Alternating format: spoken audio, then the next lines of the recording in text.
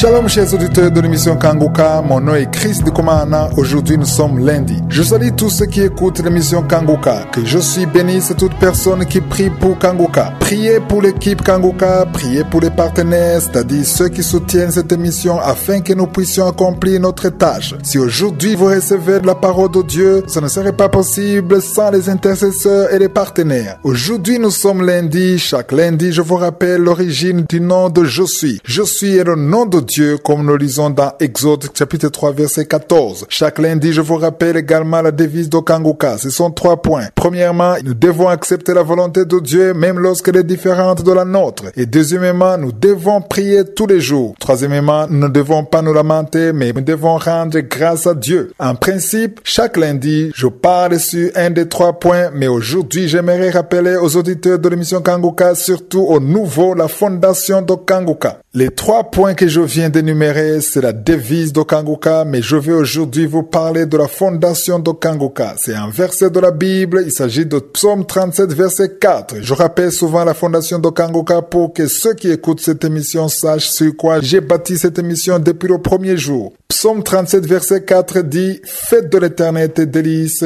et il te donnera ce que ton cœur désire. » Il y a ceux qui veulent plaire à Je suis, mais il y a également ceux qui veulent se plaire dans sa présence. Dans la version anglaise, c'est plus explicite quand on parle d'aimer la présence de Je suis. Beaucoup sont confus à ce sujet car ils pensent que c'est le fait de plaire à Dieu qui est important, mais ici on nous dit de nous plaire en lui, aimer sa présence, jouir de sa présence. Ça veut dire qu'on est content de savoir que Je suis est là. C'est le niveau où on est content parce qu'on est enfant de Dieu, parce qu'on marche avec Je suis et qu'on est en relation avec lui. Le fait de prier devait être pour toi un sujet de joie. Le problème aujourd'hui, c'est que la plupart des gens ne sont pas du tout contents de Je suis, mais ils sont plutôt contents de ce que Je suis leur donne. Tu as par exemple besoin d'avoir un travail et tu n'auras la joie que le jour où tu auras ce travail. Ou tu as besoin d'avoir un mari et tu te dis que tu seras heureuse quand tu auras son mari. Tu as une maladie incurable et tu te dis que tu seras heureux le jour où tu auras la guérison. Tu veux avoir un enfant et jusque-là, ça ne marche pas et tu te dis que tu seras content le jour où tu auras un enfant. Ce n'est pas une mauvaise chose de vouloir une bénédiction et de s'en réjouir, mais je veux qu'on apprenne à trouver notre bonheur, notre plaisir en lui, car si tu as Je suis, tout ce dont tu as besoin, tu l'auras en lui. Si c'est un travail, si c'est une femme, un enfant ou une guérison, si c'est une percée, une promotion, tout cela, tu l'auras en Je suis. C'est pourquoi une personne réveillée doit beaucoup se soucier de sa relation avec Je suis, ainsi tout le reste va suivre. La fondation de Kanguka est là pour que je puisse rappeler aux auditeurs de l'émission que si nous sommes avec Je suis, si nous marchons avec lui, le reste va suivre. Comment demeure-t-on avec Je suis? C'est quand on se réveille chaque fois le matin dans la prière, dans l'action de grâce.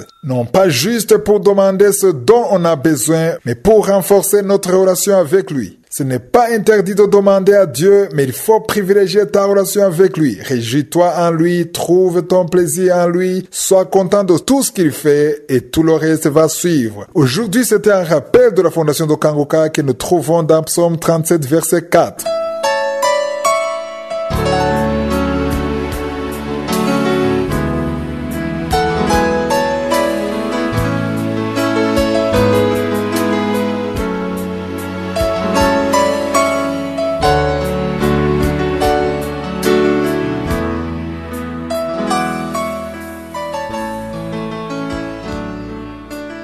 Nous sommes dans la deuxième partie, nous continuons l'étude du livre des Actes des Apôtres. Nous avons commencé cet enseignement le 20 avril. Vous êtes nombreux à rejoindre Kanguka. Si c'est la première fois que vous écoutez cette émission, allez dans les archives, vous allez voir tout ce qu'on a déjà vu depuis le 20 avril. Pour ceux qui ne le savent pas, l'Esprit de Dieu m'a inspiré à faire l'étude de tous les livres de la Bible. Il y en a en tout 66 livres dans la Bible. Je ne pourrais pas lire verset par verset, je ne pourrais pas m'en sortir.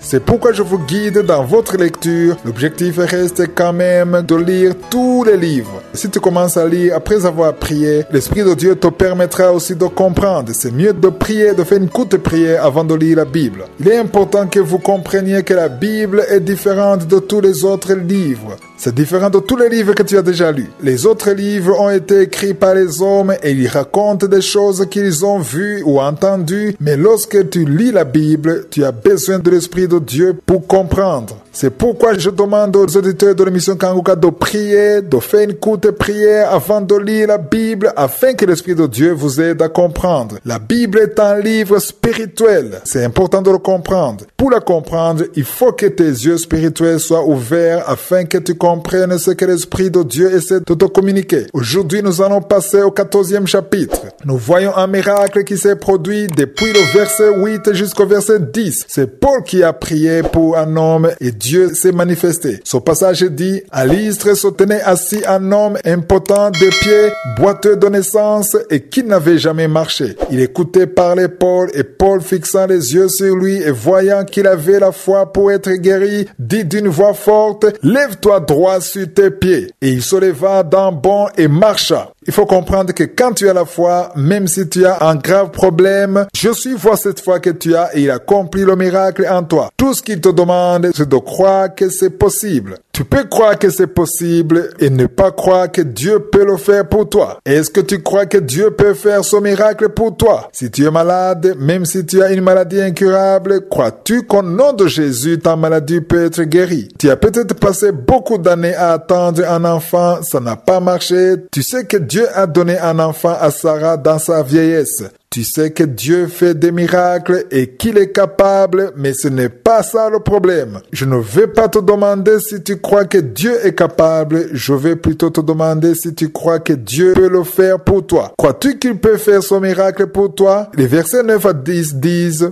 il écoutait parler Paul, et Paul fixant les yeux sur lui et voyant qu'il avait la foi pour être guéri, dit d'une voix forte, lève-toi droit sur tes pieds, et il se leva d'un bond et marcha. C'est un miracle qui a étonné beaucoup de gens. Les versets 11 à 13 disent, à la vue de ce que Paul avait fait, la foule éleva la voix et dit en langue laconienne, les dieux sous une forme humaine sont descendus vers nous. Ils appelaient Barnabas Jupiter et Paul Mercure parce que c'était lui qui portait la parole. Le prêtre de Jupiter, dont le temple était à l'entrée de la ville, amena des taureaux avec des bandelettes vers les portes et voulait de même que la foule offrit un sacrifice. C'est ici qu'il y a souvent un problème. Les serviteurs de Dieu prient, Dieu fait des miracles à travers eux et les gens commencent à les voir comme des dieux au lieu de voir le Dieu qui les a utilisés. Dans Kanguka de demain, je vais continuer à expliquer cela car c'est un véritable problème aujourd'hui. Que Jésus vous bénisse.